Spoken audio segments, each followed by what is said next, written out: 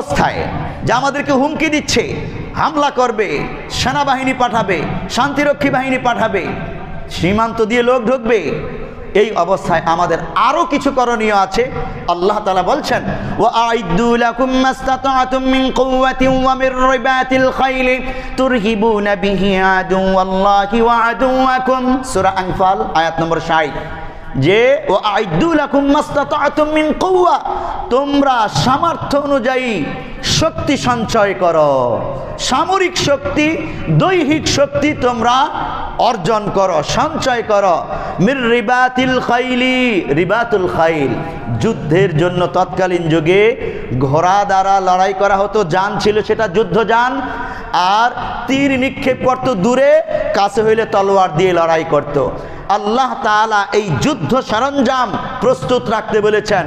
তুরহিবুনা বিহি আদুওয়াল্লাহি ওয়া আদুওয়াকুম, আল্লাহর শব্দ স্পষ্ট, তুরহিবুনা বিহি, তোমরা তার দ্বারা ভয় দেখাবে, আদুওয়াল্লাহ, আল্লাহর দুশমনকে, ওয়া আদুওয়াকুম, এবং তোমাদের রাষ্ট্রের দুশমনকে।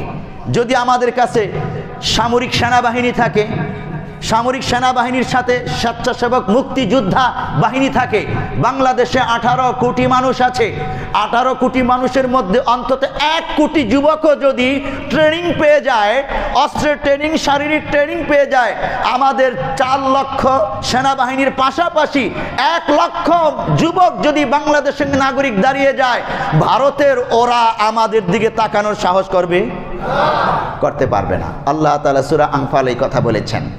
আর পিয়ারা নবী সাল্লাল্লাহু আলাইহি ওয়াসাল্লাম বলছেন, আলা ইন্নাল কুওয়াতা আর-রামি, আলা ইন্নাল কুওয়াতা আর-রামি, সাবধান, জেনে নিও, শক্তি হলো আর-রামি, নিক্ষেপণ অস্ত্র, নিক্ষেপ করে যুদ্ধ করা হয়। তৎকালীন যুগে তীর ছিল, বর্তমান যুগে গুলি, বন্দুক, মিসাইল, অ্যাটম বোমা, পারমাণবিক বোমা, যা যা আছে যেগুলো নিক্ষেপ করে মারা হয়।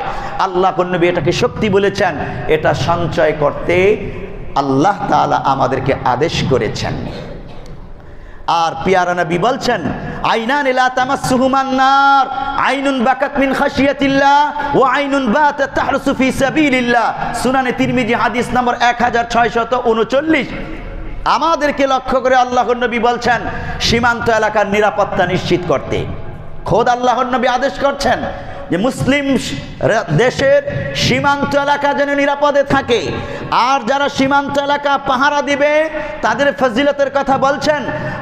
2টা চক্ষু এইরকম আছে, ওই 2 চক্ষের মালিককে আল্লাহ তাআলা কখনোই জাহান্নামে নিক্ষেপ করবেন না।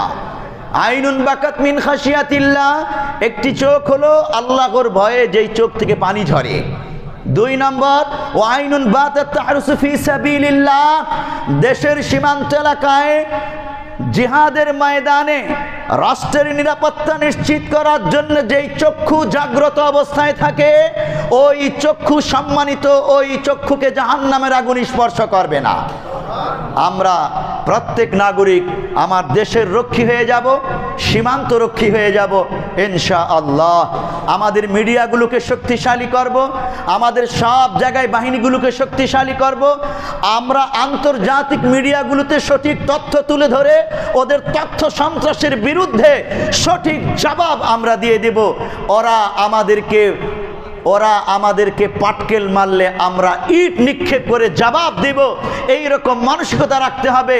তবে যারা সাধারণ রয়েছে, সত্যকে সমর্থন করে, সেটা তাদের রাষ্ট্রে হোক আমাদের রাষ্ট্রে হোক, তাদের প্রতি আমাদের মায়া, মমতা, ভালোবাসা থাকবে। এই রকম কিছু মিডিয়া ভারতেও আছে যারা সঠিক তথ্য তুলে ধরছে। আমি কয়েকটা মিডিয়ার বক্তব্য শুনেছি। ভারতে এরকম অনেক রাজনৈতিক লিডার আছে যারা আমাদের সঠিক বিষয়টা বুঝে এবং সঠিকের পক্ষেই বক্তব্য দিচ্ছে। তাদের সাথে আমরা ঐকমত পোষণ করতে কোনোই সমস্যা না। শুধুই জালেমদের বিরুদ্ধে, মিথ্যাবাদীদের বিরুদ্ধে, তথ্য সন্ত্রাসীদের বিরুদ্ধে, জুলুমবাজদের বিরুদ্ধে আমাদের সংগ্রাম, আমাদের ঐক্য। আল্লাহ তাআলা আমাদেরকে এইভাবেই ঐক্যবদ্ধ থাকার তৌফিক দান করুন, আমিন।